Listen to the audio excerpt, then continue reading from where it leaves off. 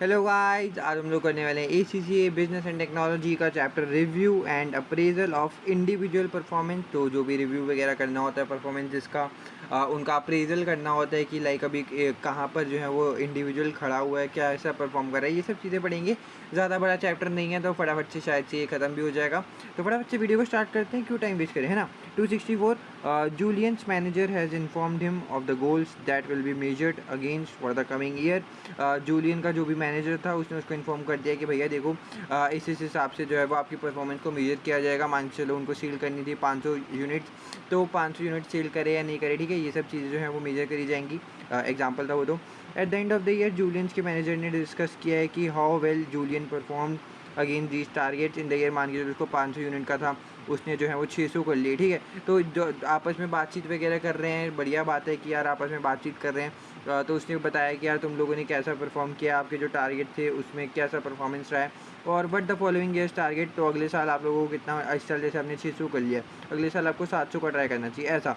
Along with how Julian will be expected to achieve the target. तो आपको बताया भी गया है कि आप 700 यूनिट्स को कैसे सोल्व कर सकते हो, ठीक है। तो पूरा टारगेट आपको पता है, आपको सब चीज़ें बता दी गई हैं। तो आपको बताना क्या है कि ये कौन सा परफॉर्मेंस अप्रेजल का स्टेज कौन सी है परफॉर्मेंस अप्रेजल प्रोसेस की, जो कि मिस है इस जूलियन के अप्रेजल के अंदर, ठीक है। तो अब आप यहाँ पे ये देख सकते हो कि सबसे बड़ी बात ये है कि आप लोगों को टारगेट सेट कर दिया गया है, ठीक है। यानी कि डी ऑप्शन तो आपका गलत हो गया, यानी कि आपको बताना है मिस कौन सा कर है। तो टारगेट तो सेट कर है तो डी ऑप्शन तो नहीं हो सकता। इसके बाद एक्शन प्लान भी नहीं हो सकता। एक्शन प्लान इसलिए नहीं हो सकता क्योंकि देखो इसने आपको बता दिया ना कि अगले साल का टारगेट जो है वो क्या होगा और कैसे उसको अचीव कर सकते हैं, तो आपको एक्शन प्लान भी है। इसके बाद देखो रिव्यू भी इसका नहीं हो सकता ऑप्शन। रिव्यू क्यों नहीं हो सकता, क्योंकि देखो सबसे बड़ी बात हमारे यहाँ पे रिव्यू चीज़ें हो रही है कि क्या क्या चीज़ें चल रही हैं, आप लोगों ने कितना टारगेट को जो है वो अचीव कर लिया है, कितना नहीं करा है, ठीक है, ये सब चीज़ें तो बात कर दी है। लेकिन हाँ, मॉनिटर की कोई बात नहीं करी कि यार तू 700 यूनिट कैसे सेल करेगा, क्या चीज़ कैसे सेल करेगा, उसको पे तेरे मॉनिटरिंग कैसे होगी, मतलब कोई तेरे को इंसान देखेगा ये करते हुए, नहीं देखेगा। तो मॉनिटर की जो है वो हमारे को कोई बातचीत वगैरह नहीं कही, या फिर कुछ ऐसी चीज़ बताई होगी यार हाँ तुम लोगों को कोई सिक्योरिटी वगैरह दे के रखेंगे, तुम्हारे को देखेंगे कि यार तुम लोग अच्छे से जो है वो सेल कर रहे हो या फिर नहीं कर रहे। कोई लोग ना सेल तो कर देते हैं लेकिन वो ना बड़ा ज़्यादा डिस्काउंट दे देते हैं, तो उससे क्या होता है कि यार सेल्स तो बढ़ी हुई दिखती है लेकिन यार डिस्काउंट की वजह से जो है वो सारी ऐसी तैसी हो जाती है। तो मॉनिटर भी एक ज़रूरी चीज़ होती है जो कि इसमें नहीं दिखाई गई, तो मॉनिटर जो है इसका सही आंसर हो जाएगा। आगे चलते हैं 265। विच of the following is not a usual purpose of annual performance appraisal. आपको पता है जो परफॉर्मेंस अप्रेजल होती है हर साल वगैरह होती रहती है कि एम्प्लॉय को देखें यार कि मतलब कितने पानी में है, ऐसा काइंड ऑफ हो सकता है कि कितने एम्प्लॉय कैसी इनकी परफॉर्मेंस वगैरह चल रही है, सब चीज़ें देखनी पड़ती हैं। तो इसमें से कौन सा एक पर्पस नहीं होता। Deciding on remuneration level for the coming period, तो यार ये तो होता है, तो ये तो गलत हो गया। क्योंकि देखो आप एम्प्लॉय को देखोगे यार कि कैसा काम कर रहा है, अच्छा काम कर रहा है तो बढ़िया बात है, इसकी सैलरी बढ़ा देते हैं। गलत काम कर रहा है तो यार इसकी सैलरी को कम करो, ठीक है, ये सब चीज़ें, या फिर उतनी सैलरी दो ज़्यादा, उसको बोनसेस वगैरह ना दो, है ना। तो ये तो नहीं होगा। Decisions about whether to terminate an employee, हाँ नहीं भैया, ये वाली ये जो कोई पर्पस वगैरह नहीं होता। अप्रेजल हम किस लिए लेते हैं कि यार मतलब एम्प्लॉयज़ को देख लें कैसा काम कर रहे हैं, अच्छा कर रहे हैं, बुरा कर रहे हैं। अगर कोई एम्प्लॉय बुरा भी कर रहा है खुदा ना खास्ता, तो क्या करो, उसको यार ट्रेनिंग वगैरह दो, उसको सिखाओ भाई कि ये काम ऐसे करते हैं ऐसे करते हैं, फिर तुम उसको वापस से काम दो। फिर भी नहीं करता तो यार लास्ट में जाके हम उसको निकाल दें। लेकिन ऐसा कोई डिसीजन नहीं लेते कि हाँ हम लोग परफॉर्मेंस अप्रेज कर रहे हैं, जिसने काम बुरा किया उसको निकालो, है ना। ऐसा कुछ नहीं होता। हाँ, कुछ सर्कमस्टांसेस आ जाते हैं जैसे कि यार वो एम्प्लॉय बहुत ही बुरा कर रहा हो या फिर उसकी वजह से कंपनी की रेपुटेशन वगैरह ख़राब हो, वो काफ़ी एक एक्सेप्शनल केस आ जाते हैं, ठीक है। बाकी इसका कोई यूजुअल पर्पस नहीं होता, यूजुअल, ठीक है, कि निकाल दिया जाए एम्प्लॉय को, ऐसा।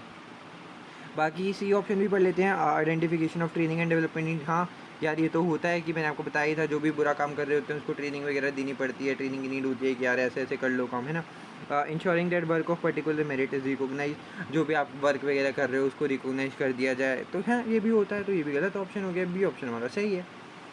266 performance assessment criteria should only be include quantitative issues rather than skill और judgment based criteria। अब इसका आप लोग खुद ही आंसर जो है वो समझ सकते हो। यहाँ पे आपको बताया कि आपकी परफॉर्मेंस खाली जो है वो क्वांटिटेटिव इशू, मान के चलो आप लोगों ने सेल करवा दी आपने 5 लाख की, आपने अपने बलबूते पे 5 लाख की कंपनी में सेल करा दी, ठीक है। और काफ़ी अच्छी बात है ना? क्वांटिटेटिव इशू का मतलब क्या होगा कि आप लोगों ने 5 लाख की सेल करी, भैया वाह-वाह हो रही है, बहुत अच्छी बात है। लेकिन आपकी क्वालिटेटिव इशू के इसमें कोई मैटर नहीं करती। मान के चलो आप लोगों ने कितनी जो है वो सोच समझ लगाई होगी। हाँ, यार देखो मार्केट में ना काफ़ी अलग-अलग टाइप के बंदे होते हैं। कुछ लोग सीनियर सिटीज़न्स होते हैं, कुछ लोग जो हैं वो यंग लोग होते हैं आजकल के जेन ज़ी जिसको हम लोग कहते हैं, ठीक है? तो किस बंदे को किस एरिया तक, किस ग्रुप ऑफ पीपल को जो है वो हम लोगों ने सेल करनी है कि हमारा जो है वो प्रोडक्ट ज़्यादा से ज़्यादा बढ़े, उसकी मार्केटिंग की स्ट्रैटेजी क्या होनी चाहिए, ठीक है? उसको एडवर्टाइज़ वगैरह कैसे कर रहे हो आप लोग चीज़ों को, कितनी वॉल्यूम में आपको चीज़ देनी चाहिए, कितना सेल देना चाहिए, कितना डिस्काउंट देना चाहिए, काफ़ी सारी चीज़ें जो हैं वो आपकी जजमेंट पे भी मैटर करती है ना? लेकिन यहाँ पे क्या लिखा है कि खाली आप यार सेल कर दिया 5 लाख, अरे बहुत बेहतरीन बात है यार, काफ़ी अच्छी बात है, लेकिन आपकी स्किल, आपका माइंडसेट, आपकी जजमेंट ये कोई मैटर नहीं करती। तो यार ये तो साफ-साफ गलत बात है ना यार, false. Okay. 267 performance appraisal could be seen as part of a company succession planning strategy. तो यहाँ पे देखो सबसे बड़ी बात, कंपनी की एक प्लानिंग स्ट्रेटजी होती है, ठीक है? कि ये सब चीज़ें आप लोगों ने प्लानिंग वगैरह कर रखी हैं। प्लानिंग किस चीज़ की? जैसे कि मान के चलो कोई मैनेजर है, ठीक है? अब इसका रिटायर होने का टाइम आ गया, या फिर काफ़ी टाइम से ये मैनेजर बन के रखा है, या फिर काफ़ी ये मतलब एडवांस वगैरह नहीं हो रखा। अब आपको देखना है यार कि इसकी जगह अब देखो प्रमोट वगैरह करना है, इसको ऊपर कंपनी के और बड़ी कोई पोजीशन दोगे, तो इसके नीचे वाला बंदर होगा वो इसके नीचे वाला बंदा होगा जो भी, तो वो भी तो प्रमोट होके इसकी वाली पोजीशन पे आएगा ना। तो हम लोगों को अप्रेज़ वगैरह करने के लिए, सक्सेशन करने के लिए प्लानिंग स्ट्रेटजी के अंदर भी परफॉर्मेंस अप्रेज़ल करना पड़ता है कि देखो ये ग्रुप ऑफ पीपल हैं, 100 लोग हैं, इसमें से 2 लोग जो हैं वो खाली ऊपर वाले पोजीशन पे जा सकते हैं। तो उनको देखने के लिए मेरे को क्या करना पड़ेगा? परफॉर्मेंस अप्रेज़ल की, यार लोग काम कैसा कर रहे हैं, अच्छा काम कर रहे हैं, नहीं कर रहे हैं। उसी के हिसाब से मैं देखूँगा यार कि किसको प्रमोट करना है, किसको नहीं करना, है ना? तो बाकी यही स्टेटमेंट जो है वो ट्रू हो गई कि हाँ, जो भी मतलब बड़े-बड़े लेवल देने पड़ते हैं, स्टेटस देने पड़ते हैं, सीनियर रोल देने पड़ते हैं, तो वो मैं परफॉर्मेंस अप्रेज़ल के ज़रिए ही देता हूँ। मतलब ट्राई करता हूँ कि हाँ, जो भी अच्छा एम्प्लॉयी होगा, जो डिज़र्व करेगा, उसको आगे बढ़ा दो, है ना? 268 Hans is an employee having an appraisal with his manager. अपने मैनेजर के साथ इसका हैंस का जो है वो अप्रेज़ल हो रहा था। अली है जिसके मैनेजर का नाम। उसके मैनेजर ने उसको इन्फॉर्म किया कि जो उसकी परफॉर्मेंस है काफ़ी पुअर है थ्रू आउट द ईयर। सबसे पहली बात आपको बताना है कि कौन से टाइप का अप्रेज़ल है, कि मान के चलो अगर एक मैनेजर उसके एम्प्लॉय से बात कर रहा है, तो उसको बता रहा है सब चीज़ें कि यार ये चीज़ तुम गलत कर रहे हो, है ना? तो आपको देखना है फिर क्या सेलेक्ट करोगे। उसके बाद giving a number of incident, उसको काफ़ी इंसिडेंट बताते हैं, यार तूने ये वाली गलती करी है, तूने ये वाली गलती करी है, ये सब चीज़ें गलती करी हैं। और उसको सिनेरियोज बता रहा है कि उस अपनी बता रही है कि बैकअप हर स्टेटमेंट्स, उसने बताया कि यार तूने ये चीज़ें गलत करी हैं। उसके बाद उसको वो चीज़ें भी सिनेरियोज भी बता रही है कि यार देख तूने ये सिचुएशन में ये चीज़ गलत करी, ये सिचुएशन में ये वाली चीज़ गलत करी। और कंक्लूड कैसे कर रही है कि उसको एक एडिशनल ट्रेनिंग की ज़रूरत पड़ेगी कि यार भैया तुझे कुछ भी नहीं आता, तू ट्रेनिंग करके आ during the following year in order to improve his performance. अब देखो यार यहाँ पे सबसे बड़ी बात मेरे को जितना अभी ये स्टेटमेंट को पढ़ के चला है कि मैनेजर ने क्या करा है यार, अपना जो भी डिसीजन है उस पर थोप दिया है। उसने उसकी कोई बात नहीं सुनी, कुछ भी नहीं सुना, सीधा क्या करा है, उसको क्या कहते हैं, उसको बुलाया, उसको बताया कि यार तूने ये वाली चीज़ों पे गलत काम करा है और तेरे को ये वाली चीज़ें नहीं आती, तू अपनी जाके ट्रेनिंग कर, ठीक है? कुछ भी नहीं किया।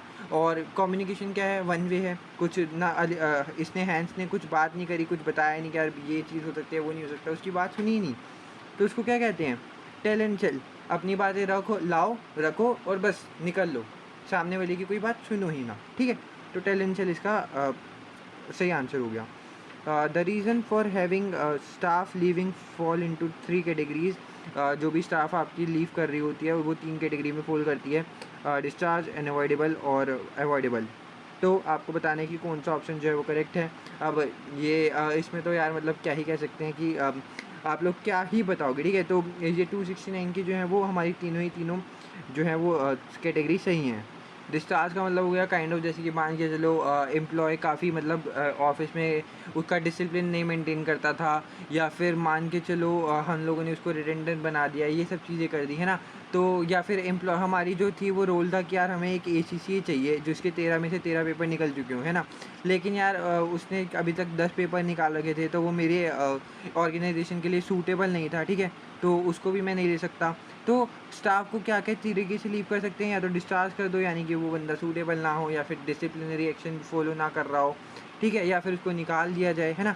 या तो वो हो सकता है या तो अनअवॉइडेबल हो सकता है। मान के चलो लाइक कुछ उसको बीमारी हो गई कि यार वो आगे जाके काम नहीं कर सकता, लाइक या फिर मान के जैसे हमारे इंडिया में दिल्ली में वो रह रहा था, दिल्ली से वो मुंबई में शिफ्ट हो गया, तो यार वो मुंबई से दिल्ली काम करने थोड़े आएगा, तो उसकी वजह से जो है वो कुछ अनअवॉइडेबल सिचुएशन हो जाती है, या फिर खुदा ना खास्ता यार मान के चलो उसकी डेथ हो जाती है बेचारे की।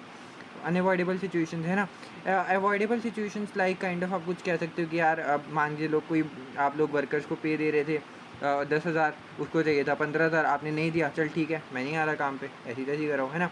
तो ये अवॉइडेबल सिचुएशन है जिसको अवॉइड कर सकते हैं। हम कहेंगे कि यार ठीक है 15,000 ले ले, तू काम करने पे आ जा, हम इसको रोक सकते हैं, है ना। तो ये सारी चीज़ें हो गई। बाकी कुछ आपके रिलेशनशिप्स हो गए, मान के चलो आप लोग टू में हो गई कि भैया नहीं काम करना, लेकिन अब वो आपको पता है कि आप उसके साथ देखो, ये ए है, ये बी है, ठीक है, ये कंपनी का मैनेजर टाइप मान लो, ये एम्प्लॉय है, ठीक है, ये बी काफ़ी अच्छा एम्प्लॉय है, काफ़ी मतलब मेहनती एम्प्लॉय है, कंपनी में काफ़ी प्रॉफिट इसकी वजह से होते हैं। इनके दोनों में आपस में बहस वहस हो गई।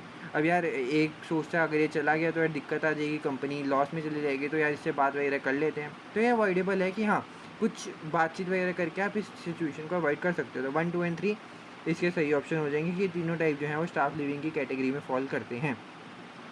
आगे चलते हैं 270। मैरी है रिसेंटली बीन, वही आपको देखो डिस्चार्ज हो, ये सब चीज़ आपको बता दी ना, है ना, तो इसमें आपको कोई डाउट नहीं आना चाहिए। उसको रिसेंटली टोल किया गया है कि उसको डिसमिस कर दिया गया जॉब से due to her no longer having the required skills. ये देखो मैंने आपको बताया था कि ACCA वाला, वो याद है ना, 13 में से 13 होने चाहिए, उसके 10 में से, है ना, याद रखो कि इसमें बताया था। Which of the following reason for staffing would this be classified discharge. One suitable हो गई भैया, उसको क्या इसलिए हटा दिया गया क्योंकि उसको यार जो भी स्किल्स चाहिए होती थी उसके पास वो स्किल्स नहीं थी, है ना, अनसूटेबल हो गई तो उसको निकाल दिया गया, डिस्चार्ज। 271 स्टाफ टर्नओवर को कैलकुलेट किस हिसाब से किया जा सकता है। यार देखो इसमें तो पूरा वो है, ये है कि आपको जो भी dividing dash by dash and expressing the result as a percentage, है ना। तो देखो एक सेकंड में थोड़ा सा नीचे करता हूँ, यहाँ पे आपको ऑप्शंस भी दे रखे हैं। तो एक तो न्यूमरेटर होता है ना, डिवाइड कर दोगे, इधर डिनोमिनेटर थे, तो बट अब option should be inserted into gaps in the correct order. तो आपको यहाँ पे न्यूमरेटर आएगा, यहाँ पे डिनोमिनेटर आएगा, ठीक है, ये बात आपको याद रखनी है। तो ये देखो सबसे बड़ी बात, total number leaving the organisation, कि जो भी मतलब एम्प्लॉयज़ आपके जो ऑर्गेनाइजेशन में लीव कर रहे हैं उसको न्यूमरेटर में लिख लो। डिनोमिनेटर में क्या लिख दो, जो भी एवरेज नंबर है आपके वर्क फोर्स से, आपको पता चल जाएगा कि आपका स्टाफ का टर्नओवर कितना है, कि कितने स्टाफ आपके जा रहे हैं, है ना। स्टाफ का टर्नओवर आपको निकल जाएगा कि कितने लोग आपके ऑर्गेनाइजेशन को छोड़ रहे हैं, अपॉन में average number in the workforce की, लाइक आप लोगों की जो ऑर्गेनाइजेशन है उसमें काम कितने लोग करते हैं 100, ठीक है, और 10 लोग जो हैं वो छोड़ के चले जाते हैं, और मान के लो इसको परसेंटेज में निकालना, तो एवरेज कितना पता चल जाएगा कि 10%, आपका स्टाफ का टर्नओवर कितना है 10%, ऐसे निकाल देंगे। तो 1 और 3 यानी कि बी ऑप्शन, 271 का बी ऑप्शन, कि total number of living in the organisation और upon average number in the work force. आगे चलते हैं 272 which is the last question of this chapter, which of the following is not a key feature of effective appraisal. Effective appraisal का कौन सा की feature नहीं है। फॉर्म तो होता है, ठीक है, फैक्चुअल भी होना चाहिए, हाँ, कि भाई तुम उसको बता रहे हो कि यार देख तूने ये गलतियाँ करी हैं, ये चीज़ें करी हैं, तो आपको बताना है कौन सा फीचर नहीं है, ठीक है। तो फैक्चुअल तो एक सेकेंड, फैक्चुअल तो होता है, फॉर्म भी होता है। फ्रीक्वेंट, यस फ्रीक्वेंट, बार बार मान के चलो उसको हर 3 महीने में बता रहे हैं कि यार तू ये काम बढ़िया कर रहा है, ये काम गलत कर रहा है, इसको सुधार ले, हर महीने के बाद बता रहे हो। जितना ज़्यादा जल्दी बताते जाओ, जितना फ्रीक्वेंटली बताते जाओ उतना बढ़िया बात है। फॉर्मल नहीं होता, फॉर्मल की जगह क्या होता है फेयर। इफेक्टिव जो अप्रेजल होता है वो फेयर होता है, ना कि जो फॉर्मल होता है। फॉर्मल ऐसा कोई ज़रूरी नहीं है। कुछ लोग होते हैं कि आते हैं कहते हैं भैया देखो ये चेयर बना रखी है, कैसी सी चेयर है, और ये वाली एक चेयर बना रखी है, दोनों के आपस में यहाँ पे एक बंदा बैठ रखा है और यहाँ पे एक बैठ रखा है, ये बॉस है और ये एम्प्लॉय है। कहता है चल भाई ठीक है, देख पूरा साल अब बीत चुका है, तू मेरे को अपनी बातें सुना दे भाई, देख तूने क्या क्या अच्छा करा है, क्या क्या बुरा करा है, मुझे तो तेरी बात में बाकी पता ही है, ठीक है। तो अच्छा एम्प्लॉय होगा तो अपनी सारी चीज़ें बता देगा, क्या सही किया क्या गलत किया, ठीक है। तो फेयर चीज़ें चल जाती हैं, लेकिन ऐसा कोई फॉर्मल बात नहीं होती। कभी कभार इनफॉर्मल बातें भी अप्रेजल में चल जाती हैं। मान के चलो एक मैनेजर है, उसके अंडर एक बंदा काम कर रहा है, वो इनफॉर्मली कह रहा है भाई देख ले अच्छे से काम कर ले, क्या दिक्कत की बात है यार, अपन दोनों भाई साथ में एक ही कंपनी में काम कर रहे हैं, तो फिर बढ़िया तरीके से काम करेगा तो बढ़िया बात है ना, दोनों साथ साथ काम करते रहेंगे। इनफॉर्मली भी हो सकता है। तो डी ऑप्शन इसका जो है वो सही ऑप्शन जो है वो हो जाएगा। इसी के साथ ये वाला चैप्टर भी खत्म होता है। आई होप आपको वीडियो अच्छी लगी तो लाइक कर देना, चैनल पर नए सब्सक्राइब कर देना। मिलते हैं नेक्स्ट वीडियो में, बाय बाय।